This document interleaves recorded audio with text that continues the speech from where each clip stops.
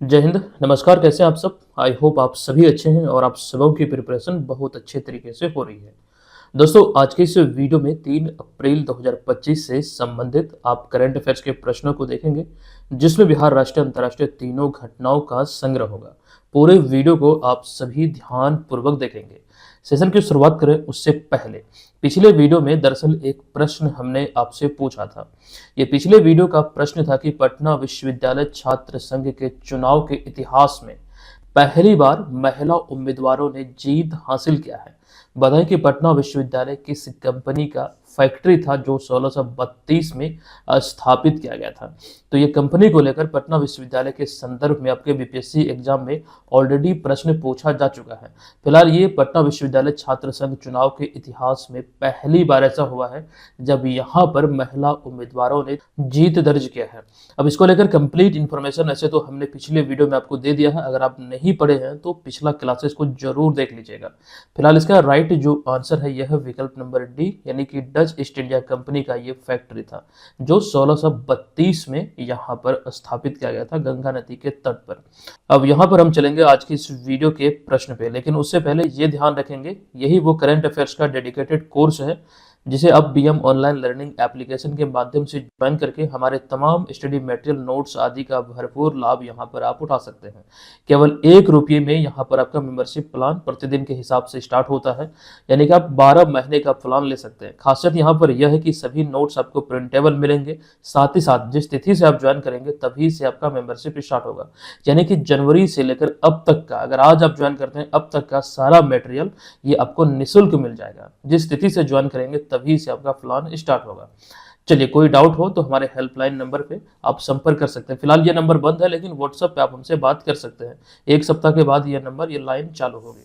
चलिए आते हैं आज की इस वीडियो के पहले प्रश्न पे। प्रश्न है कि हालिया आई एक रिपोर्ट के अनुसार बिहार में वाणिज्य कर संग्रह कितने प्रतिशत की बढ़ोतरी हुई है। वाणिज्य कर संग्रह में अभी हाल ही में जो बढ़ोतरी देखने को मिला है, इसी को लेकर ये रिपोर्ट अभी आई है। तो राइट आंसर है विकल्प नंबर डी, यानी कि 8.84%। अच्छा, यहाँ पर कुछ आंकड़े मैं आपको बताने वाला हूँ, ध्यान पूर्वक सभी को आपको याद रखना है। सबसे पहला पॉइंट है कि बिहार सरकार के वाणिज्य कर विभाग की ओर से हाल ही में वित्त वर्ष 2024-25 के लिए अस्थायी तुलनात्मक राजस्व संग्रह रिपोर्ट अर्थात प्रोविजनल कंपैरेटिव रेवेन्यू कलेक्शन जारी किया गया है। अच्छा, इसके आधार पर अगर हम बात करें तो आपको बता दूं कि जिसमें वसूले गए राजस्व में कुल 8.84% की वृद्धि दर्ज की गई है। ये वृद्धि पिछले वर्ष की तुलना में इसमें देखने को मिला है। अच्छा, इन सभी में से अगर हम बात करें तो इसमें देखने को मिला है कि पेट्रोल से होने वाली राजस्व वसूली जो है ये सबसे अधिक वृद्धि इसी में दर्ज किया गया है। तो इसके तहत ये जो रिपोर्ट खास करके आई है, इसके तहत ये तमाम बातें आपको ध्यान रखना है। हालांकि इसके अतिरिक्त कई बातें और भी है, जैसे कि वित्त वर्ष 24-25 में जीएसटी में या फिर जीएसटी से कुल 29,359.76 करोड़ का राजस्व बिहार को प्राप्त हुआ, जो कि पिछले वर्ष की तुलना में इसमें अगर हम देखें तो 5.58% ये अधिक है या फिर ये इसमें वृद्धि दर्ज किया गया है। बात यहाँ पर हो रही है जीएसटी के संदर्भ में, तो तकरीबन 5.5% की इसमें तुलनात्मक वृद्धि देखने को मिला है। अच्छा, जीएसटी की बात हो रही है तो आपको ये तिथि अवश्य मालूम होगा कि 1 जुलाई 2017 को देश भर में जीएसटी लागू किया गया था। अच्छा, जीएसटी सबसे पहले कहां पर लागू हुआ था? तो 1954 में फ्रांस में जीएसटी सर्वप्रथम लागू हुआ था। अच्छा, आपको बता दूं कि 1 जुलाई 2017 को जब जीएसटी लागू हुआ था देश भर में, तो उस समय बिहार वाणिज्य कर विभाग का जो कर संग्रह था ये मात्र 17,236 करोड़ रुपया था, जो कि वर्तमान में ये जो आंकड़ा है ये 41,586.75 करोड़ तक पहुंच गया है। और इस लिहाज से अगर हम देखें तो बिहार जीएसटी संग्रह ग्रोथ रेट के मामले में पूरे देश में 5वें पोजीशन पे है, 5वें स्थान पर है। फिलहाल इतनी बातें ध्यान रखिएगा। अच्छा, एक जानकारी और भी आपको दे दूं, बिहार में बीजेपी का एक बहुत बड़ा चेहरा थे सुशील कुमार मोदी। आपको ध्यान रखना है, कई बार ये बिहार के उप मुख्यमंत्री भी रहे थे। और यहाँ पर ये बताना मैं चाह रहा हूँ कि जिस समय भारत में जीएसटी लागू हो रही थी, तो उससे पूर्व जीएसटी को समझने के लिए एक एम्पावर्ड कमेटी बनाई गई थी। वो कमेटी क्या कार्य करते थे कि वैसे देशों का दौरा करते थे जहां पर जीएसटी लागू था, ठीक है, वहां से मतलब जो प्रमुख बिंदु होते थे या फिर उसको समझने की दिशा में ये पहल किया गया था। तो इस कमेटी के अध्यक्ष बनाए गए थे सुशील कुमार मोदी को। अच्छा, सुशील कुमार मोदी बतौर बिहार के वित्त मंत्री, इन्होंने 11 बार बजट पेश किया था। ये चीजें हमने 11 बार, शायद है, मैं कंफ्यूज यहाँ पे कर रहा हूँ, आप लोग कमेंट बॉक्स में हमें बताइएगा कितनी बार वे बजट पेश किए थे बतौर वित्त मंत्री। फिलहाल ये तमाम बातें आपको हमने इसी सीरीज में बताया था। अब यहाँ पर इसे स्किप करते हुए चलते हैं अगले प्रश्न पे। देखिए, दूसरा प्रश्न है कि बिहार में निम्न में से कहां आधुनिक सुविधाओं से लैस बौद्ध ध्यान एवं अध्यात्म केंद्र की स्थापना की जाएगी, जिसको लेकर अभी हाल ही में घोषणा हुई है, साथ ही साथ बजट का आवंटन भी किया गया है। तो ये स्थापना बोध गया में किया जाएगा। विकल्प नंबर सी इस प्रश्न का राइट आंसर होगा।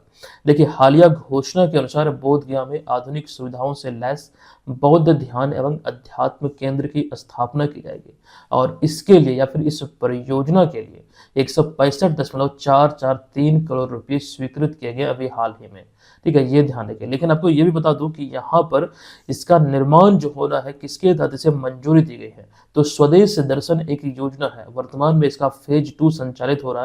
तो स्वदेश दर्शन 2.0 योजना के तहत इसकी मंजूरी दी गई है, और जिसके लिए पहली किस्त के रूप में 16.54 करोड़ रुपए जारी किए गए हैं, कुल 165.443 करोड़ रुपए में से, ठीक है, पहली किस्त के रूप में इतना रुपया जारी किया गया है। अब यहाँ पर इसको लेकर कुछ बातें और भी है, जैसे कि यह केंद्र का जो डिजाइन है, ये प्राचीन बौद्ध वास्तुकला, विशेष रूप से बिहार की जो केसरिया स्तूप है, जो खास करके ये प्राचीन बौद्ध वास्तुकला को दर्शाता है, ये इसी से प्रेरित होगा, ये भी आपको ध्यान रखना है। अच्छा, इसकी स्थापना से बिहार में धार्मिक पर्यटन को बढ़ावा मिलेगा, साथ ही साथ बोधगया को एक वैश्विक आध्यात्मिक केंद्र के रूप में विकसित करने में सहायता मिलेगी। इतना ही नहीं, बल्कि यहाँ पर पर्यटन को भी बढ़ावा मिलेगा, ये चीज ध्यान रखिएगा। एक जानकारी और है कि पर्यटन मंत्रालय की मंजूरी और निगरानी समिति ने, अच्छा, इसकी जो घोषणा हुई थी या फिर जो हरी झंडी दी गई, मतलब इस परियोजना को, उसी को लेकर ये पॉइंट है। तो 27 मार्च 2025 को आयोजित एक बैठक में इस परियोजना को हरी झंडी दिया गया है, जिस वजह से ये तमाम चीजें खबरों में है और यहाँ पर आपके समक्ष हमने प्रश्न के रूप में रखा है। ये तमाम बातों को आप लोग ध्यान रखिएगा, एग्जाम में पूछे जा सकते हैं। चलिए, अब यहाँ पर हम चलेंगे अगले तीसरे प्रश्न पे। अच्छा, यहाँ से अब रिमेनिंग जितने भी प्रश्न हैं, इन सभी प्रश्नों में आपको जो ये एक्सप्लेनेशन यहाँ पर मैं दे रहा हूँ, आज वाले इस वीडियो में हमने कुछ परेशानी की वजह से, समय के अभाव के कारण यहाँ पर शामिल नहीं किया है, ठीक है। इस चीज़ को आज आप लोग मैनेज कीजिएगा और अपनी तरह से जहाँ पर आप लोग सिर्फ नोट करते हैं उसे जरूर नोट कर लीजिएगा। जो भी इंपॉर्टेंट पॉइंट आपको लगे कि यहाँ पर नोट करना चाहिए तो नोट कीजिएगा। हालांकि यहाँ पर हमने इस बात का बखूबी ध्यान रखा है कि जो इंपॉर्टेंट तथ्य है वो हमने प्रश्न में शामिल किया है। देखिए, यहाँ पर अगला हमारा तीसरा प्रश्न है कि हालिया जारी हुरुन ग्लोबल रिच लिस्ट 2025 के अनुसार मुंबई को पीछे छोड़ते हुए कौन सा शहर 92 अरबपतियों के साथ एशिया की अरबपतियों की राजधानी बना है।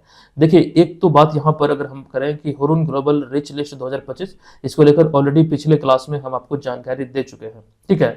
लेकिन यहाँ पर आपको बता दो कि एक्चुअली प्रश्न इस वक्त यहाँ पर जो आपके समक्ष है ये थोड़ा सा अलग है। अरबपतियों की राजधानी एशिया के दृष्टिकोण से देखें तो ये अभी हाल ही में चाइना का एक शहर है, संघाई, ये बना है। यानी कि यहाँ पर अगर हम बात करें अरबपतियों की संख्या की तो 92 है। लेकिन अभी तक जो ये रिकॉर्ड, खास करके रिकॉर्ड था या फिर ये जो उपलब्धि था, ये मुंबई के पास था। लेकिन मुंबई को पीछे छोड़ते हुए अब संघाई इसमें पहले स्थान पर पहुंच गया। मुंबई दूसरे स्थान पर है 90 अरबपतियों के साथ, ये चीज ध्यान रखिए। अच्छा, अरबपतियों की संख्या के मामले में भारत तीसरे स्थान पर है, पहले स्थान पर है अमेरिका, दूसरे स्थान पर है चाइना। ये चीजें पिछले क्लास में ही डिटेल पूर्वक हमने आपको बताया है। चलिए, अगला प्रश्न भी इसी लिस्ट से है। हुरुन ग्लोबल रिच लिस्ट 2025 के मुताबिक कौन सी भारतीय महिला 3.5 लाख करोड़ संपत्ति के साथ भारत की सबसे अमीर और दुनिया की 5वीं सबसे अमीर महिला बनी है। अच्छा, इसको लेकर हमने बतलाया था कि यहाँ पर भारत में टॉप 3 अगर हम अमीर व्यक्ति की बात करें तो इसमें तीसरे स्थान पर यह है। इनका नाम क्या है, तो रोशनी नादर। विकल्प नंबर डी इस प्रश्न का राइट आंसर यहाँ पर हो जाएगा। ये बातें आपको बतलाई गए थे। नेक्स्ट प्रश्न पे आते हैं। पांचवा प्रश्न है, केंद्रीय गृह एवं सहकारिता मंत्री अमित शाह ने हाल ही में किस नाम से एक नया ऐप आधारित टैक्सी सेवा की घोषणा की है, जो कि ओला और उबर के तर्ज पर कार्य करेगी, जो एक प्रकार से सरकारी सेवा होगा। खास करके ये ऐप आधारित टैक्सी सेवा है, और ऐसे में आपको बता दूं, जिस प्रकार से ओला उबर कार्य करती है, जिस पैटर्न पे, जिस बिजनेस मॉडल पे, उसी प्रकार से ये कार्य करेगी। तो इसे नाम दिया गया है सहकार टैक्सी, यानी कि विकल्प नंबर बी इस प्रश्न का यहाँ पर राइट आंसर हो जाएगा। छठे प्रश्न पे आते हैं। केंद्र सरकार ने महात्मा गांधी राष्ट्रीय ग्रामीण रोजगार गारंटी योजना यानी कि मनरेगा मजदूरों की दैनिक मजदूरी में हाल ही में बढ़ोतरी की है। अब बताएं कि निम्न में से कौन सा कथन सत्य है। अच्छा, इसी प्रकार की जानकारी मजदूरों को लेकर, न्यूनतम मजदूरी के संदर्भ में हमने बिहार को लेकर आपको दिया था कल वाले क्लास में, पिछले क्लास में। फिलहाल यहाँ पर मनरेगा को लेकर ये जानकारी है, हमने पिछले साल भी ये चीज आपको बतलाया था। अब यहाँ पर जो कथन आपके बीच है विकल्प के रूप में, इसे ध्यान पूर्वक देखिए और हमें पहचान करना है कौन इसमें सत्य है। देखिए, पहला पॉइंट है कि मजदूरी दर 2 से 7% बढ़ाया गया है। इसमें इसलिए ऐसा लिखा गया, एक तो ये पॉइंट है, ये बिल्कुल सत्य है। हमें यहाँ पर पहचान करना कौन कौन सा सत्य हो सकता है, नीचे भी सत्य हो। अच्छा, यहाँ पर जो लिखा गया कि 2 से 7% बढ़ाया गया, इसके पीछे रीजन यहाँ पर यह है कि दरअसल मनरेगा में मजदूरों की कई सारी कैटेगरी होती है, और कुशल मजदूर होते हैं, कुशल मजदूर होते हैं, और अति कुशल मजदूर होते हैं, इस तरह की कैटेगरी होती है। तो सभी कैटेगरी को ध्यान में रखते हुए देखें तो 2 से 7% का इसमें इजाफा किया गया है। अच्छा, सबसे कम मजदूरी दर इस समय नागालैंड में है, किसी भी मनरेगा मजदूर की 241 रुपये प्रतिदिन, ये भी यहाँ पर सत्य है। अच्छा, सबसे अधिक मजदूरी दर है हरियाणा में 400 रुपये प्रतिदिन, ये भी सत्य है। अतः सभी विकल्प यहाँ पर सत्य है, विकल्प नंबर डी इसका राइट आंसर होगा। अच्छा, यहाँ पर एक चीज और भी समझने योग्य है, मनरेगा मजदूरी दर के इतिहास में पहली बार ऐसा हुआ है जब हरियाणा या फिर किसी राज्य में ये मजदूरी दर 400 रुपया प्रतिदिन किया गया है। तो हमेशा से हरियाणा तो इसमें आगे ही रहा है, और अभी 400 का आंकड़ा छुआ है हरियाणा, ये चीजें यहाँ पर इंपॉर्टेंट हो जाती है। सातवां प्रश्न है कि निम्नलिखित में से किन्हें हाल ही में वर्ष 2025 के लिए शांति और स्थिरता के लिए गोल्ड मरकरी अवार्ड से सम्मानित किया गया है। देखिए, बहुत ही इंपॉर्टेंट ये प्रश्न है, आपको ध्यान रखना। गोल्ड मरकरी अवार्ड 2025 से शांति और स्थिरता के लिए दलाई लामा को सम्मानित किया गया। विकल्प नंबर सी इस प्रश्न का राइट आंसर है। अगला प्रश्न है कि शिक्षा और पोषण के बीच संबंध पर प्रकाश डालते हुए निम्नलिखित में से किनके द्वारा education and nutrition learn to eat well शीर्षक से एक रिपोर्ट प्रकाशित किया गया है। इस नाम से एक रिपोर्ट किनके द्वारा अभी हाल ही में प्रकाशित किया गया, जो कि शिक्षा और पोषण के संबंध पर एक प्रकार से प्रकाश डालता है। तो राइट आंसर है, ये रिपोर्ट अभी हाल ही में यूनेस्को के आए थे। विकल्प नंबर डी यहाँ पर इस प्रश्न का राइट आंसर है। 9वें प्रश्न पे आते हैं। 31 मार्च से लेकर 11 अप्रैल 2025 तक ग्रीस में यूनियोकॉस 25 नामक बहुराष्ट्रीय संयुक्त हवाई अभ्यास आयोजित किया गया, जिसमें भारतीय वायुसेना दूसरी बार भाग ली है। अच्छा, पहली बार भारतीय वायुसेना इसमें कब भाग ले थे? जो यहाँ पर बहुराष्ट्रीय संयुक्त हवाई अभ्यास है, इन्हीं योकास, जो कि इसमें आपको बताना है कि पहली बार भारतीय वायुसेना ने कब भाग लिया था। तो राइट आंसर होगा विकल्प नंबर डी, यानी कि 2023 में। अच्छा, ये अभ्यास कहाँ पर आयोजित हुआ है, ये आपको ध्यान रखना है, ये ग्रीस में, यूनान में ये आयोजित हो रहा है। विकल्प नंबर डी यहाँ पर इस प्रश्न का राइट आंसर है। अगला प्रश्न है, हाल ही में गुजरात इंटरनेशनल फाइनटेक सिटी या फिर गिफ्ट सिटी को ग्लोबल फाइनेंशियल सेंटर इंडेक्स के नवीनतम संस्करण में कौन सा स्थान दिया गया है? हालांकि जो कि फिनटेक रैंकिंग में 40वें स्थान पर है। यहाँ पर क्या लिखा गया, इंटरनेशनल फाइनटेक सिटी या फिर गिफ्ट सिटी को ग्लोबल फाइनेंशियल सेंटर इंडेक्स, यहाँ पर एक अलग मतलब कैटेगरी है। ग्लोबल फाइनेंशियल सेंटर इंडेक्स में अगर हम देखें तो राइट आंसर है विकल्प नंबर बी, यानी कि 46वें स्थान पर रखा गया है। पहले 92वें पे था, ये सुधार होकर ये 46वें पे पहुंच गया है। लेकिन वहीं पर आपको ये ध्यान रखना है कि फिनटेक रैंकिंग में ये 40वें स्थान पर है। अब चलते हैं अगले प्रश्न पे। अगला प्रश्न है, हाल ही में हगरडा, जो कि मिस्र में एक शहर है, तो इसी के पास लाल सागर में एक टूरिस्ट पनडुब्बी डूबने से 6 लोगों की मौत हुई है, जो कि पूरी दुनिया में एक खबरों का विषय है। अच्छा, इस पनडुब्बी पर कुछ भारतीय भी सवार थे।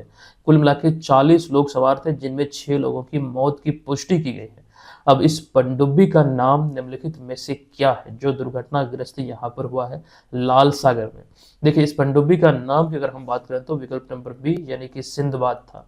विकल्प नंबर बी यहाँ पर इस प्रश्न का राइट आंसर हो जाएगा।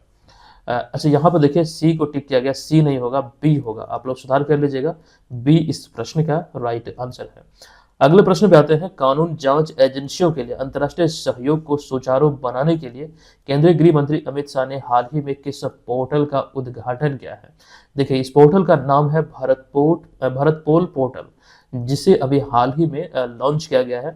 इसका उद्देश्य क्या है? तो कानून जांच एजेंसियों के लिए अंतर्राष्ट्रीय सहयोग को सुचारू रूप से संचालित करने की दिशा में या फिर सुचारू बनाने की दिशा में इसे लॉन्च किया गया, भारत पोल पोर्टल। अतः विकल्प नंबर ए यहाँ पर इस प्रश्न का राइट आंसर होगा।